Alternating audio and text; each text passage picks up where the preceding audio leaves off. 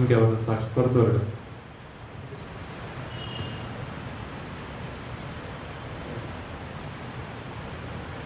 గ్రహిస్తుందా? ముందుగా ఆయన సన్నిధానంలో సాక్షిగా నిలబెట్టిన దేవునికి నేను ఎంతో రుణస్తుడను. అలాగే ఈ అవకాశం ఇచ్చిన దైవజనులకు నా వందనాలు. కూడి వచ్చిన దేవుని పిల్లలందరికీ నా వందనాలండి. సాక్ష్యం ఏంటంటే, యాక్చువల్గా దిశాని మీ అందరికీ తెలుసు కదా. దిశానికి ఈ మంత్లో 2 years కంప్లీట్ చేసి 3rd yearలోకి దేవుడు ఆ బిడ్డకి నూతన దయా కిరీటం అనుగ్రహించబోతున్నాడు. అందుబట్టి నేను ఎంతగానో దేవుడిని స్తుతిస్తున్నాను.